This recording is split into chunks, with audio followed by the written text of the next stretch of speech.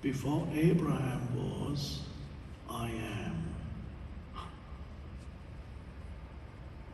Was he talking about the person, Jesus? No, because the person Jesus was born, had a body. He was talking about that which transcends the person, the deep I, which you could call, if you want to use Christian terminology, it's the Christ within the Christ. If you want to use Buddhist terminology, it's your Buddha nature. In some Buddhist traditions, they use the term your Buddha nature. And you discover your Buddha nature. Your Buddha nature is the deep I.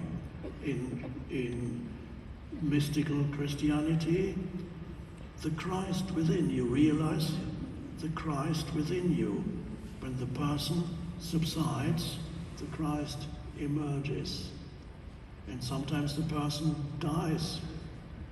If you encounter tribulation, to use a slightly biblical term, you encounter tribulation in this world, some kind of extreme suffering in this world, it could happen that the personal sense of self is eroded by the suffering you encounter.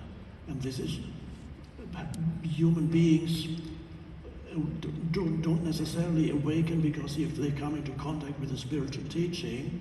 Some human beings awaken because they've come into contact with extreme suffering. And the extreme suffering destroys their egoic identity.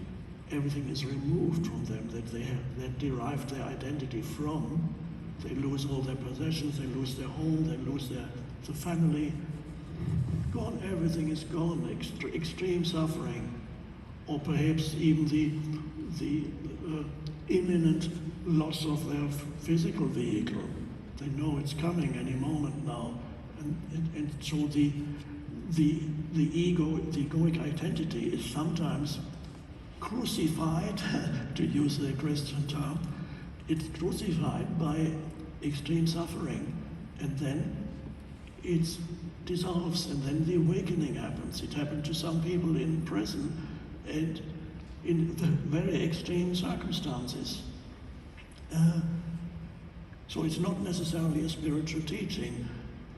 As I sometimes say, everybody in this world has a spiritual teacher. And for most people, it's their suffering.